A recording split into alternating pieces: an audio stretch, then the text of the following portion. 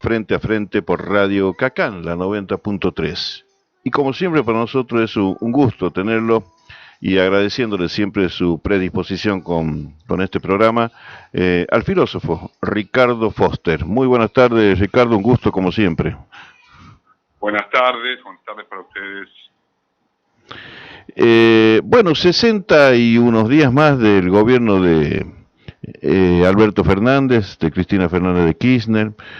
¿Algún análisis que puedas hacer? A ver, son distintas cosas, ¿no? Queda claro, y lo ha reiterado más de una vez Alberto, y también lo hizo Cristina, que el país dejado por el macrismo en sociedad con el Fondo Monetario Internacional es un país en ruinas, un país que hay que reconstruir, que en muchos aspectos hay que refundar. Entonces, desde ese lugar es que también tenemos que hacer el análisis del camino recorrido. Creo que es un camino que está signado por la necesidad de, sobre todo, de poder paliar lo más grave con lo que se encontró el gobierno de Alberto, que es la indigencia, la pobreza, el hambre, los más olvidados. De ahí aquella frase que estuvo en su discurso y a la que le viene haciendo honor, de aquello de primero los últimos, ¿no? Quiero decir, cuando uno analiza gran parte de las medidas que viene tomando el gobierno nacional, está claro que se ha privilegiado salir rápidamente a atender a los más vulnerables. Así ha sido sobre todo con aquellos que reciben las jubilaciones mínimas, con los que reciben la asignación universal por hijo, la universalización de 170 medicamentos de acceso gratuito para el conjunto de los jubilados, el congelamiento de las tarifas, los aumentos incluso que ya se le dio en su momento al sector mayoritario de los que reciben jubilaciones durante diciembre y enero. Quiero decir, en una situación de emergencia muy compleja donde se está negociando nada más ni nada menos que el destino de la deuda,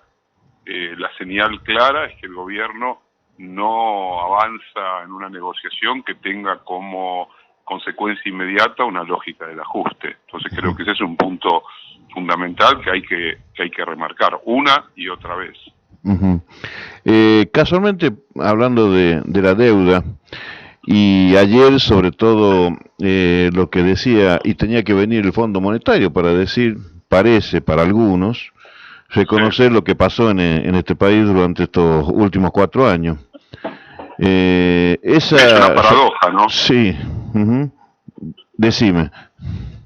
A ver, está claro que lo que el gobierno necesitaba es que sea el propio fondo el que dijese que efectivamente la deuda argentina no se puede solventar con una política de ajuste, ni puede resolverse sin una negociación tanto con el fondo como con los acreedores privados, que implique varios años de gracia, que implique obviamente una baja de intereses y probablemente también una quita de capital. Quiero decir, estos son puntos nodales, así como Néstor decía que los muertos no pagan, lo que está diciendo Alberto es que la única posibilidad de que la Argentina pueda pagar sus deudas es reconstruyendo aparato económico, reconstruyendo vida social, pero atendiendo fundamentalmente y prioritariamente a subsanar el enorme daño social que las políticas neoliberales, apadrinadas por el fondo y por gran parte de los tomadores de deuda, generaron en nuestro país. Entonces yo creo que hay que leer la negociación desde ese lugar. Y la declaración ayer del fondo, que no es una declaración que uno tenga que salir a celebrarla con bombos y platillos, es una declaración que sirve para dar constancia de lo que viene afirmando el equipo del Ministerio de Economía, que encabezado por Martín Guzmán está llevando adelante estas negociaciones, y lo que obviamente señaló Alberto durante la campaña electoral y a lo largo de estos 2 meses de gobierno, que no hay negociación que no contemple, por supuesto, estos elementos que te estoy planteando. La idea de que por lo menos hasta el año 2024 no se paguen ni intereses ni capital, y después avanzar sobre incluso una quita. Este es el núcleo básico del programa de negociación del gobierno.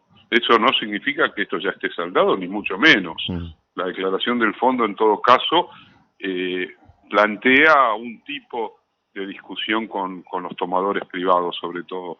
Pero también hay que poner ahí como una posibilidad que se tenga que ir por otro lado, porque la negociación no lleve a buen puerto y Argentina tenga que enfrentarse a la posibilidad de un default. Eso también, por supuesto, está dentro del trabajo que están haciendo aquellos que desde el Ministerio de Economía están llevando adelante esta negociación, imaginando obviamente una alternativa distinta a lo que genéricamente se define como un plan B.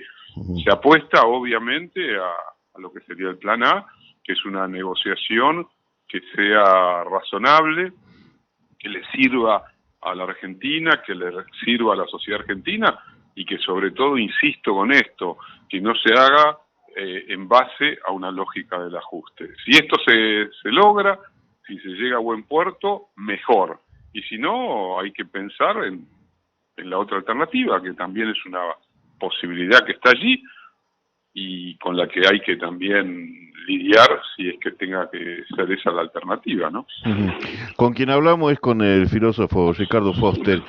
¿Crees que, como dijo Cristina y como dicen varios, y hace tiempo, hay que investigar lo de la deuda, hacer todo un trabajo y que la justicia, en definitiva, finalmente, alguna vez pueda sancionar a quienes toman deuda de estas características, a sabiendas del prejuicio, de lo terrible que es, pero además sabiendo que es imposible pagar de acuerdo a lo que se había convenido en su momento? Yo estoy de acuerdo con lo que planteó Cristina y Alberto también lo ha señalado. Creo que hay que investigar la deuda. No hay que confundir al pueblo. Sí. Investigar no quiere decir eludir lamentablemente la necesidad de negociar el modo de pago. Pero investigar significa que haya responsables de una deuda absolutamente desventajosa, de una deuda que se construyó exclusivamente para garantizar la fuga de capitales, de una deuda atravesada por una profunda corrupción. Entonces yo creo que sí, que hay que investigar esa deuda, que hay que obviamente poner en discusión que hay responsabilidad del Fondo Monetario Internacional y también de aquellos que jugaron a la lotería o al póker o a la timba con la Argentina y que hoy suponen que pueden eludir su propia responsabilidad frente a eso. Bueno, es un tira y afloje. Las relaciones internacionales son complejas, pero a nivel de responsabilidades internas yo creo que debería avanzar con una comisión bicameral o con investigación judicial. Se pueden hacer las dos cosas al mismo tiempo, pero no puede quedar impune lo que ha significado este camino vertiginoso y brutal de endeudamiento que llevó adelante el macrismo durante 4 años. Seguramente que te debe pasar y que les pasa a todos en cada punto en este país de la discusión de todos los días. En este espacio político, fundamentalmente, hay algunos sectores o hay algunos dirigentes que, bueno, tienen una crítica todavía más cruel de estos 60 días.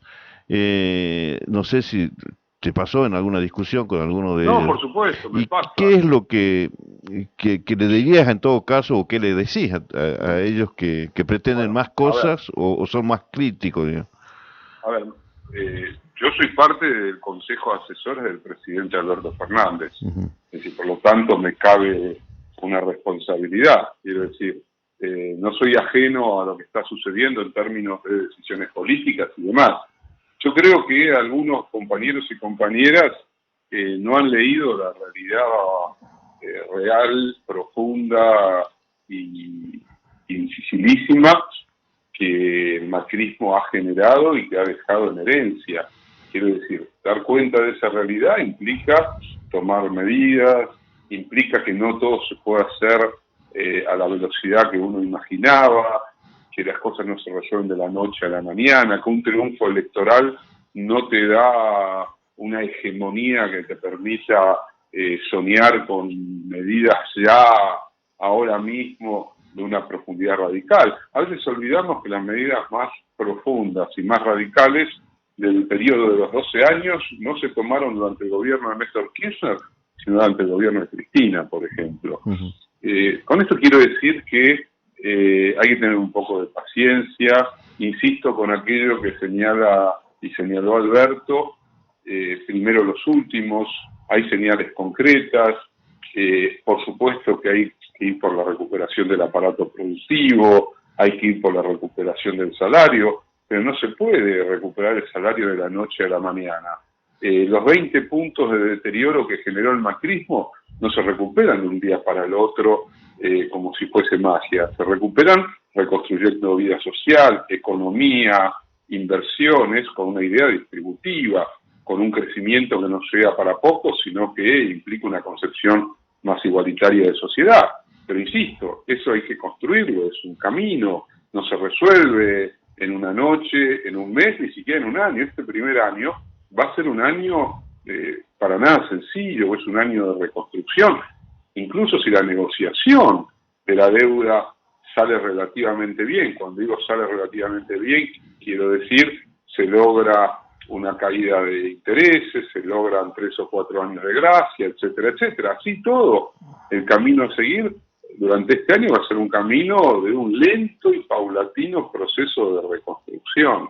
No hay resoluciones que se saquen de un árbol mágico que da frutos como si no hubiera que poner una semilla y hacerlo crecer ese árbol.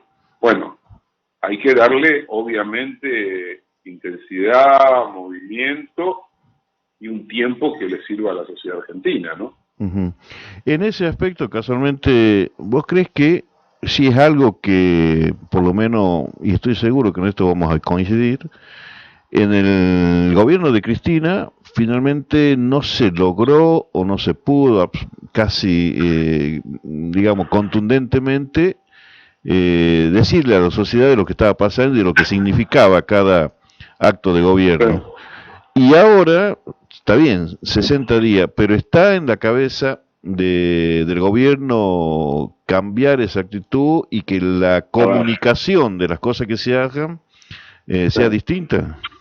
A ver, yo no estoy tan seguro que no se quiso, no se pudo, no se logró comunicar lo que se estaba haciendo durante el gobierno de Cristina. Yo creo que, y no podemos subestimar, hay una construcción mediática extremadamente poderosa que determina una parte sustantiva del sentido común de una parte importante de nuestra sociedad, que tiene una capacidad de incidencia sobre la construcción de opinión pública muy grande, que uno debe dar la disputa, debe batallar en los terrenos de la comunicación, debe encontrar los mecanismos para comunicarle cada día mejor a la sociedad, pero que es una batalla dispar, nada sencilla, donde los dueños del poder real utilizan todo tipo de artimañas, no tienen ningún problema en mentir, no tienen ningún problema en generar una sensación de desconcierto, desgobierno cuando les es necesario. Entonces me parece que obviamente es fundamental sobre todo explicar, ser pedagógicos con aquellos que no nos votaron o con aquellos que incluso habiéndonos votado hoy tienen dudas. Es una tarea persistente, no es una tarea sencilla, no es simplemente una tarea mecánica, no es cuestión de contar y de comunicar. Hay que romper mitos, tabúes, prejuicios, mentiras, falacias, que han calado muy hondo en una parte de la sociedad. Si una parte de la sociedad piensa que no tiene trabajo porque el trabajo se lo quitan los hermanos latinoamericanos que vienen de los países fronterizos, yo a esa persona no la puedo convencer tan fácilmente porque está atravesada por un prejuicio y por una ignorancia muy profunda. Y así podríamos seguir con muchas otras cosas. La meritocracia, el individualismo, el sálvese quien pueda, la culpa la tienen los que, entre comillas, supuestamente viven de planes sociales y no trabajan.